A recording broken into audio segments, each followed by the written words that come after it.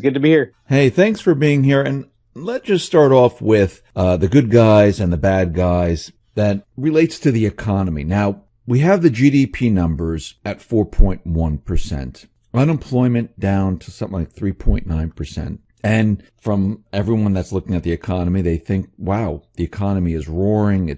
Everything's better. Everything's great. I mean, what is the plan here with the good guys and the bad guys? Is this supposed to happen? Are we supposed to see an economy improving like this? Well, it's one of those field of dreams scenarios. If you build it, they will come. If you say the numbers are good, then the numbers will be good. And, who knows what the official numbers are versus reality. If you believe the shadow stats guys, there's no connection between what they say and what's really going on. So are things better than they were?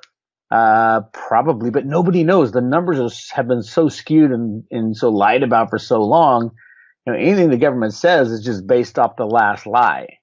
So yes, Trump is lying just like Obama lied, just like Bush lied, just like Clinton lied. Well, Clinton did it a little more sneakily in that he changed the metrics on how to, determine the CPI and all that stuff. But in reality, it's all a con game. And what you're doing, like, for example, Trump had to build off the old con. So Obama had his numbers, and then Trump has to invent new numbers. Trump put the guy who was the head of computer rigging at Goldman Sachs, put him as the U.S. Treasury Secretary, Steve Mnuchin. That was his job at Goldman Sachs. He was the head of IT, which is the head of the computer trading, the rigging of the markets. So there is no difference, and it is all a con game, and it'll keep going until it ends. And that's where I think we're headed over the next 6 months or so, is the end of the old system and the beginning of a new one. I mean, do you think he's doing this to push the economy to the edge where he can, say, hey, look, the economy's doing great. And we saw him, the corporate media is reporting on it, saying that he's calling out the Fed here, saying, hey, why are you raising interest rates? Do you think he's trying to maneuver and show that, hey, the Fed is raising the rates, the debt is coming due, the economy's doing well, and look what the Fed is doing right now. This might not be the smartest time to do this. Do you think he's kind of setting them up? I don't think so. I mean, they can make anything happen with computers and derivatives. The rigging of gold and silver is absolutely key because you can't have alternatives to the U.S. dollar. And, what the Fed does or says doesn't really matter until it comes into the markets. And the markets are 100% rigged. And we've proven it time and time again over the years. Even best-selling books have been written about it. And the Exchange Stabilization Fund is where the real power comes from. That's the behind-the-scenes kitty of money, but not only money, of unlimited derivatives. And everything these days are derivatives. So yes, they can put the stock market where they want, the bond market where they want, the US dollar where they want, the cryptos where they want for the most part, and gold and silver obviously have been conned and rigged for so long. The question I come to, if Trump says something bad about the Fed, it's part of one tool in a larger operation. And that larger operation, it has to do with derivatives run by Steve Mnuchin out of the Treasury. And the basement of the Treasury, there's a computer trading floor where he does most of his work, as well as through the New York Fed, where there's another computer trading floor. But when you look at it, you stand back and you say, all you got to do is program in, buy X amount of futures and options, press a button. All Mnuchin has to do is click his mouse, and boom, it translates into huge buying power or huge selling power in certain areas. We can destroy countries with that, as we're doing with the Turkish lira, as we're doing in Venezuela. The U.S. right now, at least for right now, has control of the computer programs, and we can take out people with a click of a mouse. It's really crazy when you sit back and think about this electronic game we're in the middle of, that it all relies on one click of a mouse at the U.S. Treasury. But if the U.S. continually does this, there's calls from like Russia saying, listen, we should trade in our national currencies. We should bypass the dollar. We see Germany, they're looking to create their own payment system, just like China and Russia, because they're nervous and afraid of the U.S. we see Turkey, just like you mentioned, that they're going to be trading their national currency with other countries. The same with Iran, same thing with China, Russia, and the rest. I mean, if all these countries start to move away from the dollar and they start to trade in their national currencies, how does that benefit the U.S.? Well, ultimately, the U.S. can end this game tomorrow if we wanted. We could click a mouse and destroy the entire economic system with the derivatives going sideways. So the U.S. has ultimate control of ending all the unbacked fiat system.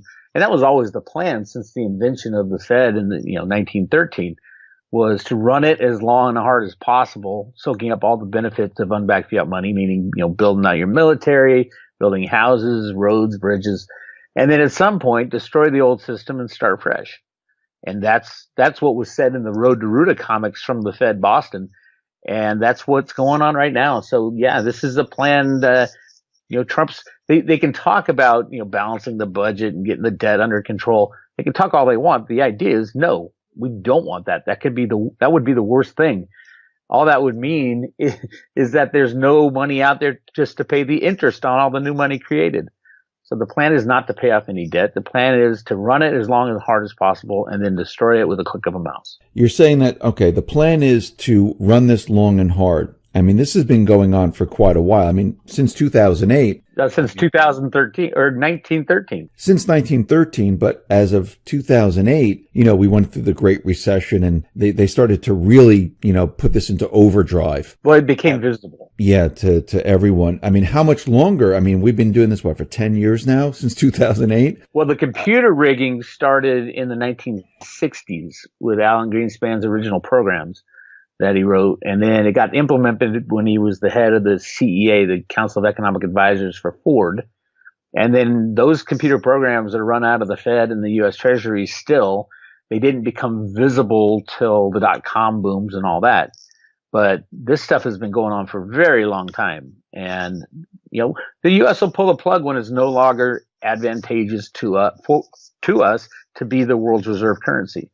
There's no other country that's going to take our spot. It will end before any other country takes our spot. Nobody really wants to take our spot either. Who wants to be the world's reserve currency? You got to back it up with military, and you have to kill people just to, keep the system going and take out dictators and rig every market. Nobody wants to be in charge of that. But the U.S. has done it, and we have been in charge of it for a long time. But being in charge of the world's reserve currency means you can destroy it with a blink of an eye. And that's kind of where we're getting, is the plan is to destroy it.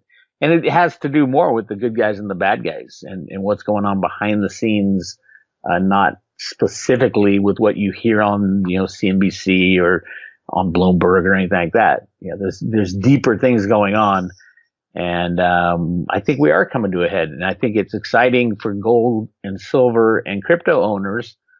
But it's not going to be smooth. It's going to be ugly and crazy. And, with the market shutting down and banks shutting down, it's very scary. So when you say, behind the scenes, things that are happening, what are you talking about? Well, look at the deep state being removed. I mean, if you look at, would these things happen? There's been more, and the pedophilia guys and all this, there's been more people arrested on pedophilia charges than in the last 100 years in the United States. More people arrested on Trump's watch than in the last 100 years. If you look at where the rigging of the markets will take us, JP Morgan, the largest derivative holder as far as U.S. banks, I think Citibank might have passed them up, but JP Morgan and silver derivatives, they have their smallest short position they've had since the takeover of Bear Stearns, which was like the transfer of the huge short position. They're down to, Ted Butler estimates like 16,000 contracts, thinking maybe next report, which is I think released on Friday, they might get down to 10,000 contracts of silver shorts. That is unheard of for JP Morgan. It usually ranges from 20 to 50,000 contracts. On the flip side of that, JP Morgan has I think it's over $1 billion, but Ted Butler estimates over 750 million ounces of physical silver. And that is such a gigantic amount of silver, the largest silver hoard in the history of the world that people knew about. And what's it doing there? It is just sitting there waiting for JP Morgan to get rid of all his shorts. And then JP Morgan goes long and they make $1. They'll make $800 million. They have 800 million ounces of physical, $800 million for every $1 that silver price goes up. It is the biggest, it is the sneakiest, worst move you can imagine for people thinking that silver's in a fair market value type of exchange. It's not. It's controlled by computers and derivatives, and JP Morgan has positioned himself to become the mega ultra trillionaire company on the price explosion of the price of silver. I mean, what you're telling us is that the price of silver is going to move up once they do this. Well, but that's the other problem. Who's at the other side of that trade? So if you have, say, let's just round it up and say JP Morgan has 800 million ounces of silver. For every $1 goes up, they make $800 million, right? Silver's been suppressed for over 150 years. Let's say silver goes to the all-time high of 50. So you take that's $35 per ounce. $35 per ounce times 800 million is how much JP Morgan would have profited. But why stop at 50? If there's nobody to short the electronic contracts anymore, why not go to 500 or 1,000? See, that's the problem. That's why the Hunt brothers were taken out of their position. They had 100 million ounces of physical silver, and they were taken out because it was too dangerous. So in the 1980, 1981, they took out the Hunt brothers. The exchange basically said, all right, there's no more buyers of silver, only sellers, and the price went from $50 to $20 in a matter of a month. Now we got the same thing happening, except the other way, and it's going to be on steroids. That JP Morgan has all this physical silver, and they're going to end up very soon with a long position on the COMEX, and then there's no one left to short. You've got right now the technical funds are shorting because money's free and they can do that, but they don't understand that just because they have a stop loss in as far as if silver starts running high, that doesn't mean that trade will get filled and they will cover. They got derivatives, other types of derivatives as well. It's a mess, and the only way it can release that mess, it's a coiled spring type of mess, is for silver to take that moonshot that we've always been waiting for. The markets are broken. The price shut down. That's the other thing. Is most likely the COMEX and the LBMA will just shut down and say, this is a force majeure. No one knew this was going to happen. Deutsche Bank went down, and all of a sudden, the third party derivative scene's a mess. So they'll just shut down. And then, how do you reopen after something like that? Nobody knows. And what happens to gold during this period of time? Hopefully the gold price suppression will end as well. Now, I think gold is very different than silver in that silver is an absolutely necessary industrial commodity, whereas gold is a monetary metal. It used to be the only alternative when the U.S. dollar fiat money died was gold. Gold has always been turned to in the past. Now there's another alternative, and that's cryptocurrencies. So yeah, gold might do well, but there's not a lot of old gold bugs around anymore. The majority of humanity will be saying, I'm used to, going to the Starbucks and using my cell phone to buy stuff. So I don't think gold will fare as well as it should have had there not been massive amounts of manipulation over the past, 100 years. Now, you mentioned cryptocurrencies, and we've seen almost the same type of manipulation that we've been, watching in the precious metals market. I mean, Bitcoin went, sky high, and then all of a sudden, was it Mt. Gox and others were just, dumping Bitcoin, bringing the price lower, lower, and lower. And here we are today. I mean, do you see the same type of manipulation going on with cryptocurrencies? Well, you mean for Mt. Gox, you mean the Mt. Gox trustee that was. Yeah. The, it's one of those things you got to look at and say, okay, it feels like, Bitcoin just crashed automatically, but the reality was Bitcoin was $4,000 1 year ago. So it went up faster than it went down, which is completely the opposite of what silver does. Silver will go up smooth and steady, have a final blow off top, and then just crash. So it's kind of the opposite. Bitcoin crashed up and then has been slow and steady down since. Yes, there's a lot of manipulation. It's the same computer manipulation that's done on the COMEX. with swap trades and spoofing and all that stuff.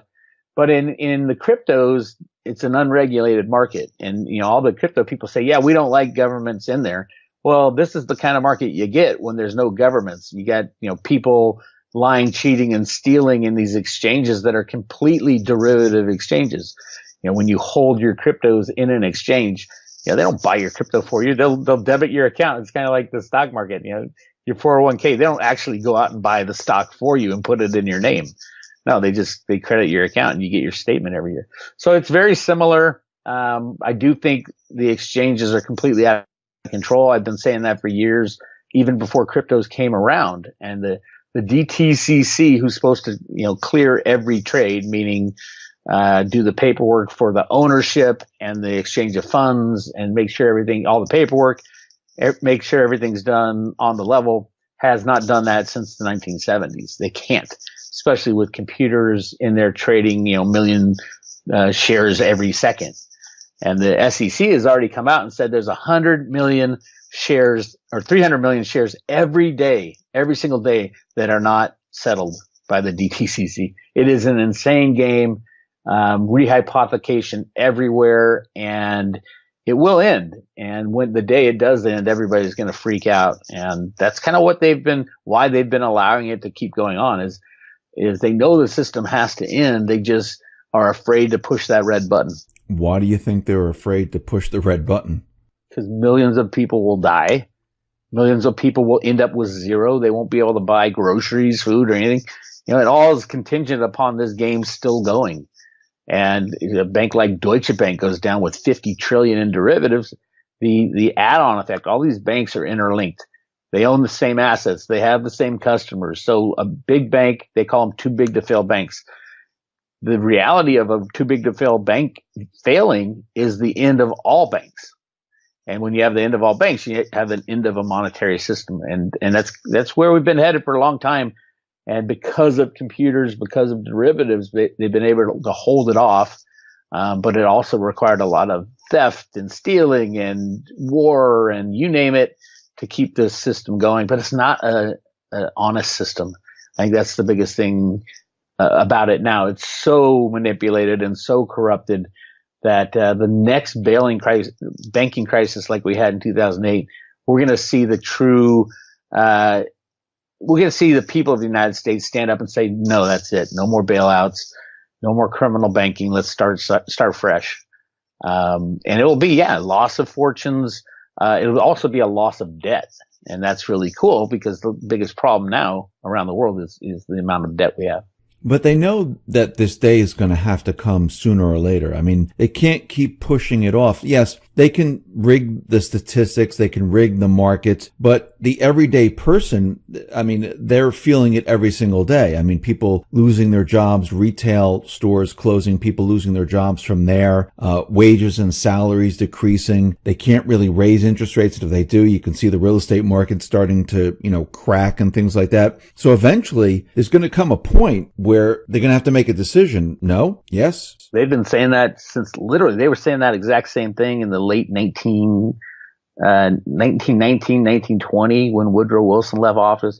They've been saying it every year since. I mean, it gets to that point where, they have been able to rig the markets to control this unbacked fiat system since 1913. What's to stop another year or another 10 years or another 100 years? Because they have computer programs. The only thing to stop it now is making the decisions that we're making right now, that we are stopping it. We're going to take out the deep state. We're going to take out the bankers and we're going to pull the plug on the old system. I think those decisions are being made if you look at the $100 bill, the brand new $100 bill, it's got gold all over the right side. And if you look really closely right above the 100, it says you reserve the right to overthrow your government at any time. From the Declaration of Independence, right there on the $100 bill. So there are people within the Fed, within the Treasury, within the Trump administration, and the people, behind the scenes of the Trump administration, that are working to take out these criminals and implement something new and something more sound.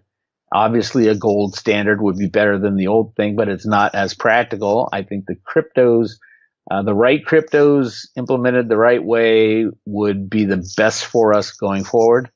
And it's clear to me that that's kind of what they're shooting for. And then we can reallocate money to the people of the United States, and every country can, do what they want. They have their own free will, but the United States has been planning this for a long, long time. So you mentioned, if we had the right cryptocurrency and you believe we're moving in that direction where we might be using a cryptocurrency, why do you think the U.S. is going to be moving towards a cryptocurrency? Well, I believe the Fed and the Treasury, and especially Alan Greenspan, have been involved in the creation of cryptocurrencies since the very early days of the Fed. That's what Root A is the computer programming term used by Alan Greenspan to write the first computer programs for the banks.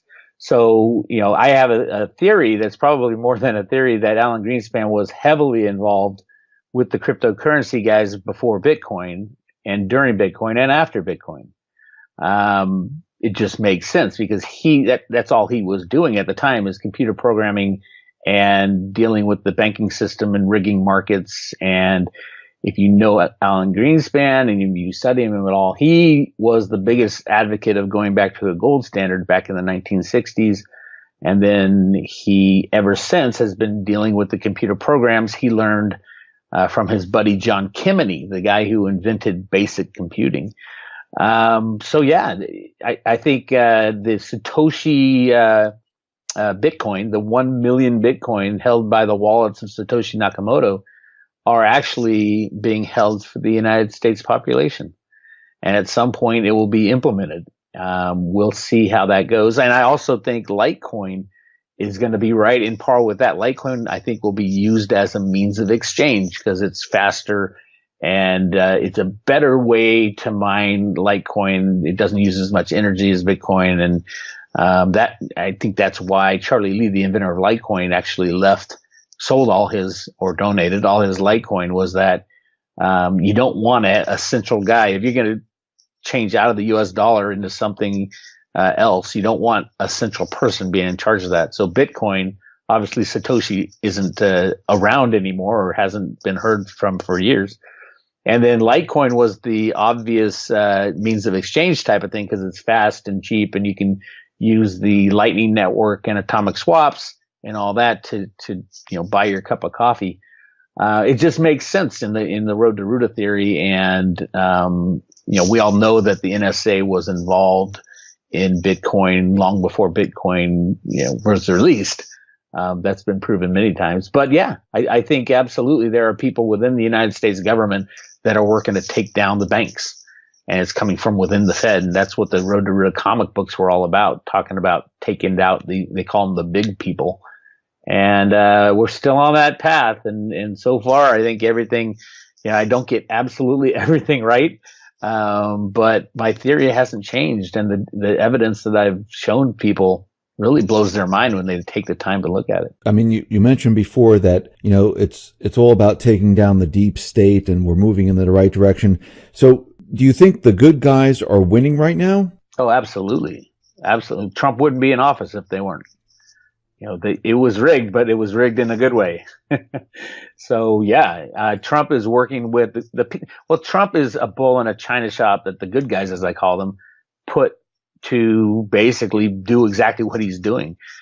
Fight and scrape and scream and punch people. Meanwhile, in the background, these things are being done to take out the criminals, the pedophiles, the Rothschilds, the Clinton clan, the Bush clan, all that stuff, all the criminality of our old system is being slowly but surely taken out. It will come to a point where it's like finally they can say everything or most everything, and then they'll see arrests of kind of the George Soros types and things like that. But I do believe absolutely that Trump is working with the Chinese and with Russia to make this happen, because you can't just say, I'm going to take out the deep state of the world and you and a couple guys within the U.S. government make it happen. Look what happened to Kennedy, right? But you can, with the help of China and Russia and the leaders there, say, okay, we're going to work together to remove this evil cabal of criminals that have controlled our planet for so long.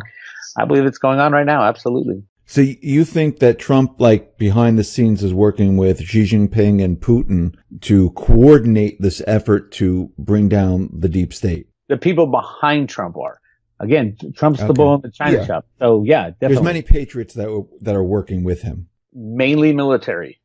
Okay. You go back to December of last year when Trump said the storm is here or something to that effect. When he had like 30 military generals sitting there having dinner with him at the White House, and you go check that out and see what he says. The storm has begun. I think it was, and then the Q stuff comes out. I absolutely believe a lot of that Q stuff is 100% real, and they try to spin it like, oh no, it's just a conspiracy theory. Well, at some point when you do the research, you're going to find that most conspiracy theories have some kind of truth in them. And the spin of a conspiracy theory is that it tries to shut off your brain. When someone says, oh, that's a conspiracy theory, they try to shut off your brain. Well, conspiracies happen all the time. Just look at Enron. I remember saying that Enron was, it's a fraud. They're setting up these shell corporations. I was in that business at the time. And everybody was saying, oh, Bix, that's just a conspiracy theory. Well, what was it? It was a conspiracy fact at the end. So when you do the due diligence and you find out all the potential conspiracies that are out there, many of them are absolutely true. And then they get twisted a little sideways so that, it's like, they feed you misinformation just so you look crazier than you actually are.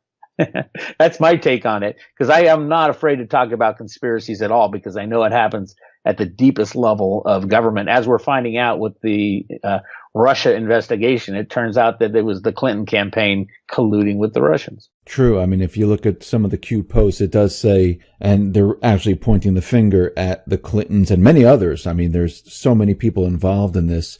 It's not just the Clintons. But what I wanted to ask you was what is happening right now with Trump's attorney Cohen, who kind of, is saying that, oh, there's a candidate that instructed him to, pay out these funds. And you see the mainstream media now saying that, oh, maybe we can start impeaching Trump. I mean, they're just going off and they're just crazy now. I mean, it's funny, and I'll let you speak in a sec, that every single mainstream media channel is saying the same exact thing. Like he's doomed. He's going to be impeached. They got him. I mean, they're just all doing the same exact thing right now. And they've been doing that since the day, like I said, the bull in the china shop. Did he pay off all the people he had sex with not to talk? Absolutely. Is that an impeachable offense? Not even close. It is not even, they can't even bring charges against him because he's a sitting president. They can say what they want. The deep state, the reason the media is saying all this stuff is that they are implicated too. And they are part of this deep state plan. So they're doing it to save their lives, literally, because when it gets exposed that there was a plot to overthrow the president of the United States, the beforehand, during, and after, this is a treasonous offense punishable by maximum penalty is death. So you will see some of these people put to death, and especially the co-conspirators like Brennan and Comey and Mueller and like big names and Clintons. I know it sounds weird now, but when they show the real evidence, and you're going to see the real evidence, remember the NSA has everything. They had Clinton's 30,000 emails. They got all the, the real damning stuff for the Clintons is the Anthony Weiner laptop. 650,000 documents, including videotapes and audio tapes, just the most damning stuff, horrific crimes against humanity. These people will be put to death if it goes to trial. The other thing is we got to wait till we get the new Supreme Court justice in, so that, because a lot of the Supreme Court justices are just as criminal, even in our courts. Most of these judges were put in by and paid off by the Clinton family, the Bush family, and those guys. So yes, it is a crazy time we're living in, but at the end of the day, Trump's going to stay or leave. It doesn't really matter. The takedown of the bad guys is still going to go forward. I mean, I think you might have just answered my question, but let me just clear it up so everyone that's thinking probably the same thing I'm thinking. Why don't they just release all the information that they have, I mean, if they have everything, they have all the documentation from the uranium deal with the Clintons, they have the foundation information, they have all the emails from WikiLeaks. Why don't they just release all of it right now and get this over with? It'd be too disruptive. Every bank would shut down. You'd lose your 401k. Half the criminals will get away. Right now, they're getting them so they can arrest most of them. I mean, there's thousands of criminals that need to be arrested for all this stuff. So yeah, if they went full kimono, open the kimono and say, okay, here's everything, every bank would shut down. There's criminality runs right through the banking world, obviously. And it is bad, and there's murder for hire. There's all kinds of things. It would just be too disruptive. So they're trying to take out pluck them off as many as possible. One also, or two, three, four, so that they don't run away and they can capture them. And, at some point they have to get to that moment. And that's why, even if there was an impeachable offense that Trump ever got caught for, all he would have to do is, if he cared about staying in the presidency, which, if I were him, I'd seriously think about, hey, it might be a good time to leave anyway. These people are so crazy. But he is fighting the fight. He's doing his job for the United States. But at any moment, he could release all that information. It's like Trump, why don't you release all this stuff that there's a FOIA request for? Because he can do that. He can make anything go from top secret to here it is public.